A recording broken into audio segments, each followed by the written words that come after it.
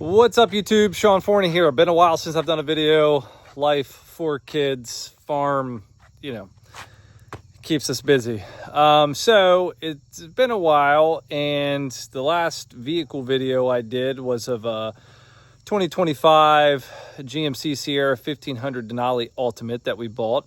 I decided I wanted to try for a second time in as many years, I think, to be an adult and get a grown-up truck. And there's nothing wrong with those trucks at all. They're all amazing. The F150 Platinum was amazing. The GMC Sierra Denali Ultimate was amazing. But I had I don't know. I was unsatisfied, I guess. Call it spoiled, whatever you want to call it. But I have worked hard to get anything that I have. But regardless, I like having the horsepower. When I'm towing my trailer, I like having that extra power, that oomph. I tow a trailer usually once a week during the summer, at least once a week, sometimes twice a week. And I like having the power. I never haul more than 6,000, 7,000 pounds, but I still like having the power. But that being said, I went on the hunt again for a Lunar Edition TRX, which is one of my favorite trucks I've ever had. I love the color. I love the digital display and how usable it is and how customizable it is. But, couldn't really find one. They were made in 2023. A lot of them are starting to get 30, 40,000 miles. I don't really want to buy one that's been beat on for that long from somebody else like me. So it's like, you know what? I'm going to look for a Raptor R. Problem with Raptor Rs, as you all know, is you can't find them for less than $20,000, $30,000 under sticker unless you really, really look and you hunt and you call 40, 50 Ford dealers. So I went on the hunt and I found a dealer that was willing to negotiate for less than $20,000 over sticker, which is hardly any of them where I'm at outside of DC.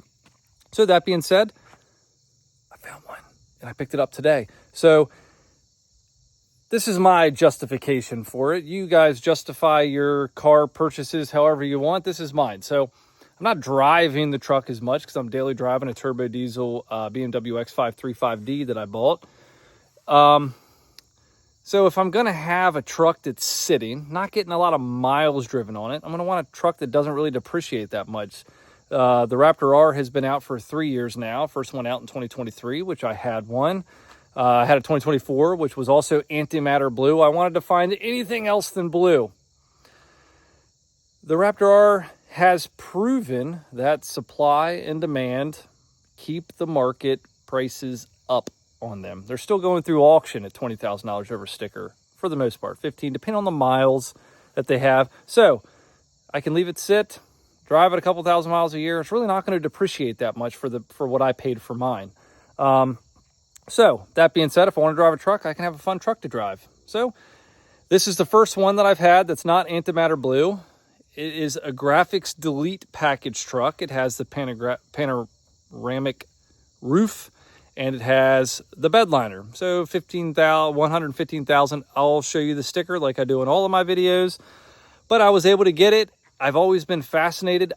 If a truck that I was going to buy had the Raptor stickers on it, I'm not going to take them off because they were, I don't know, they're part of the package now. They used to actually cost money on the older Raptors. But I've always wanted one with a factory graphics delete.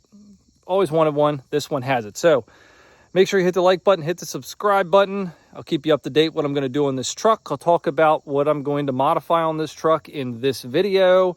So hit the like button, hit the subscribe button, watch all my other videos. Thank you so much. Here's going to be a quick overview of the 2025 Ford Raptor R. And like all of my other videos, I'll do a window sticker overview. So thank you all so much for watching. Stay tuned. All right, here she is. All 160 miles that I've put on her because I just got it picked up today.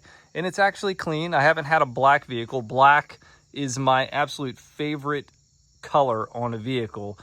But it's also the biggest royal pain in the butt to keep clean and not get swirl marks in it and all that other stuff you have to worry about with black. But now that I have a paved road to get into our house, I figured it was time to try it again. Again, graphics delete package.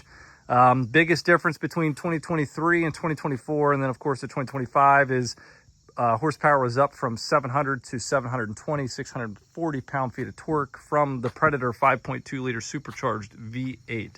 But the car is actually clean right now, and I think it looks really, really good. The one thing that I like about the graphic delete is from the side, you could think it was a Raptor with the 37 package, and I'm okay with that. I don't really care. On the outside, the only way you can tell this is a Raptor R is from the code orange tow hooks. The code orange R right there. R right there. But to the naked eye, most people are going to be oblivious or not going to see. They're just going to see a Raptor unless they hear the exhaust. And then obviously there. Shout out to Battlefield Ford in Culpeper, Virginia. They made this process super simple. They were actually willing to negotiate. I do not know if they have any more allocations for those wondering minds, but you feel free to call them. I dealt with sales manager was Greg, and my salesperson was a gentleman named Cody. They were fantastic, in and out of that place in like 35, 40 minutes. One of the best experiences I've had at a Ford dealership in a long time. But just quick exterior overview, nothing too shocking. It looks like a Raptor. Of course, you have 37 1250 BF Goodrich all-terrain TAs. I'm not sure if they're still... You know, whenever the Raptor was first developed in 2000, I don't know, forget whatever year it was, they were special tires for the Raptor. I don't know if they are special anymore. I think you can buy them. You have the rigid fog lights down below. Of course, the two on the inside are covered. Interior, let's take a look at the interior. Of course, one of my favorite things Ford does, that's pretty much standard on all Ford trucks, the all-weather floor mats. You have your Recaro style seats. You have the V8 here. Let's see if they fixed it. My biggest complaint in my 2023 and 2024 is they don't make that symmetrical. I would anticipate they would put this on both sides, but I guess it's just for the driver to stare at when you get in. Of course, it has the lay flat work surface. This folds down. I don't ever use it. I haven't even peeled the sticker off of that yet. Carbon fiber tidbits all over the inside. Carbon fiber steering wheel are there in code orange, are in the back seats in code orange. Of course, I already had it one day. I already got kid stuff in here.